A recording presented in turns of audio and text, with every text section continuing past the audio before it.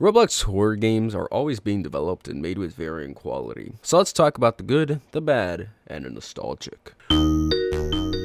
Many horror games can fit into the good category, and when discussing horror games in general, I consider Doors as a prime example of a good Roblox horror game. Doors, and to an extent, Rooms, employ suspense and dread as their primary fear factors. The persistent feeling of never being truly safe is a very big part of these games, and it really intensifies as you progress through the game, particularly in later stages where entities become more hostile, exhibiting diverse mechanics based on whether you are navigating the normal hotel areas or later on, the garden. The dread is also heightened by audio and visual cues, especially for main entities like Rush and Ambush, who use blinking lights as a signal for their approach. This dynamic changes, however, in the last 30 levels, as the greenhouse or the garden house lacks light, relying solely on audio cues to indicate approaching threats. With other entities such as Seek and Figure, whilst they may not be very scary in their design, their chase scenes create considerable tension as you try to evade them, injecting a change of pace from the typical door-to-door walking to a sprint in Seek's case, or a stealth game in Figure's case, where your main objective is to not get caught or damaged so that you don't meet your demise. Other entities also change up the game as well, always keeping you on your toes. Halt, as an example, makes you walk forward and backward, forcing you to keep him at bay so you can leave the series of rooms that he's in. Screech uses audio cues of someone whispering, which gives him away, but the fact that you have to look very quickly for him to stare him down or else take like 40 or 60 damage is pretty intense. The fact that there's also pure dark rooms as well where Screech will reside in is also terrifying, because if there's no light, you're forced to scout the area and traverse it quickly in order for him to not spawn. Dupe is one of the entities that I always enjoy because it also messes with you a lot and forces you to pay attention to the door number.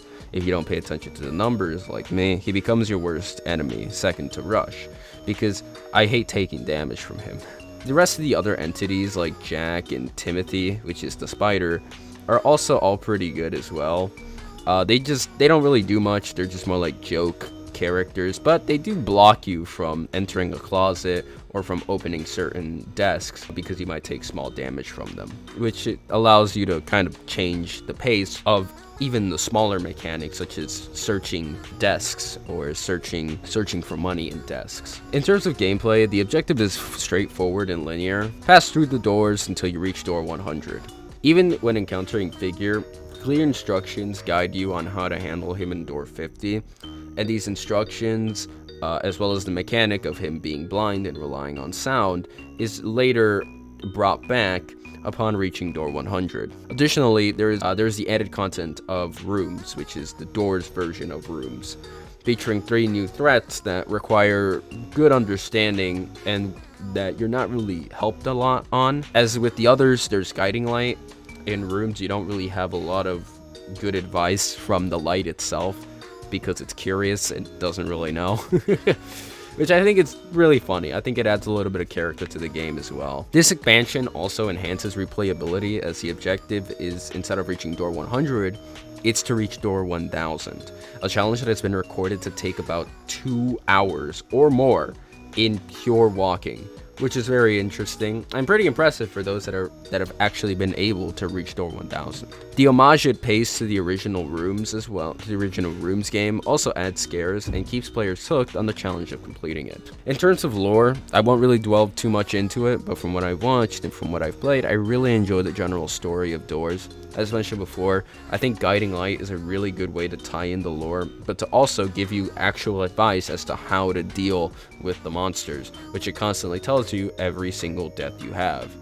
The deaths, I don't know if they're considered canonical. I guess they technically would be, but I like how it all kind of has a good story around it that connects not only Doors but Rooms as well, at least the Doors version of Rooms to the game. And I like all these entities. The stories of them I think are going to be pretty interesting. So I just want to see how the lore goes, but I don't really have much to comment on it, so let's just move on. The well-crafted design of the hotel as well. Oh my gosh, I love the way the hotel looks. Going a little bit off script, I feel like it looks a lot like Spooky's Jump Scare Mansion, kind of. Really like it. It fits very well into the Doors aesthetic, and The Doors version of rooms looks like looks like normal rooms, but I feel like it looks strangely polished. Yeah, I really like it. Most deaths in this game are going to be fair, as most of the time you'll die by your own doing, because you know the entity's caught shellacking, making the game making the overall game experience simultaneously scary, enjoyable, and like I said, fair.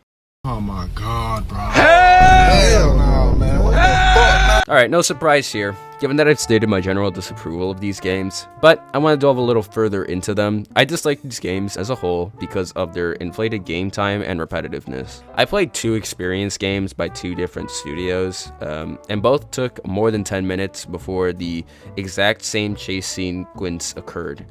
And that's in the initial stages of the game. They artificially extend the game time by having you perform pointless chores around the setting, essentially making you run back and forth from one end of the map to the other end to do something.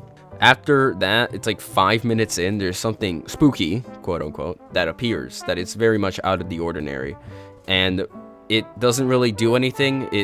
It's supposed to set up the scare, but it doesn't really work, because then your character typically will do either one of 2 things. Won't tell anybody about it, or will tell somebody and that person just wouldn't believe you, despite the fact that there's a lot of evidence to the contrary. It just makes no sense. After that weird experience, the exact same pointless chores occur and you waste more time until the actual chase sequence begins. The chase sequence is honestly pretty boring, and the whole game is mainly a bore. I quit past that 10-minute mark and that 10-minute chase scene because I really could not deal with having to like do anything more than 10 minutes. Like, my biggest gripe about them is that they take forever to get into the actual scares. And the scares are not even that scary. They're just smoke or a mob, or no, not a mob, or a character slowly walking to you. It's not really that scary, and most of the game is just padding, because the developers know that the horror is so hollow that if they eliminated all the padding, it would probably be a 5-minute experience. Not nearly enough for premium payouts, which is the main way that these guys receive money. And it doesn't even stop there, as they also have a lot of game passes, which are all pretty expensive to generate even more income. Which, I'm fine if you want to make game passes for your game. That's not my problem with this.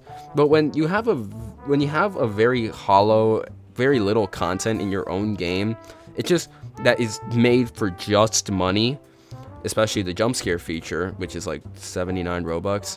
It's like, it feels pointless. It feels like you are literally, you can't be any more clear that you are just trying to make as much money as possible, and it's very shameless. I really don't like that, because it's not the game pass that I have an issue with, it's the fact that it's just literally made for money. It doesn't give you much, and some of them that are cheaper are just one-time usage.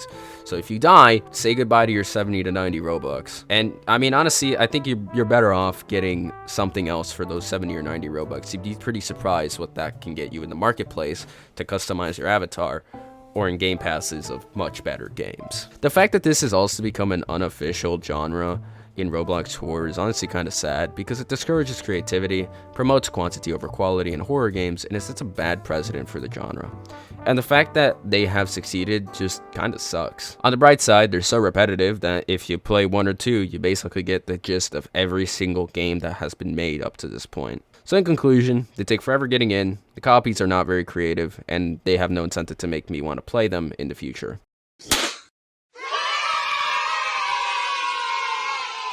Party.exe stands as a horror game from 2011 that, against all odds, still holds its ground to this day, offering a nostalgic glimpse into the early era of the Roblox horror genre.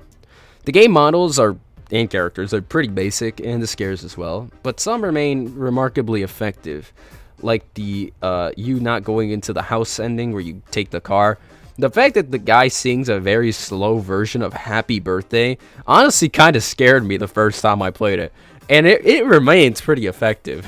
Despite its age, Party.exe has also maintained pretty good popularity, leading to many remakes and remasters that bring the game into the modern era, as well as, I believe, adding more endings to the game. In terms of gameplay, it was quite impressive for its time, featuring an animated cutscene in the true ending that, even by today's standards, holds up pretty well for a creation that was made in 2011, which, to give you a retrospective, 12 years. It's been 12 years. A lot has happened since then. The rest of the game involves relatively simple mechanics, either requiring players to press buttons when prompted to or navigate to specific locations. A basic, yet pretty engaging experience. One notable aspect is the inclusion of 11 endings, enhancing the game's replayability. The true endings offer deeper insight into the game's lore, adding an extra layer of intrigue. Party.exe is an old game that has sustained its influence through various remakes and remasters, with its mechanics at the time being considered pretty revolutionary and pretty creative in the realm of Roblox horror.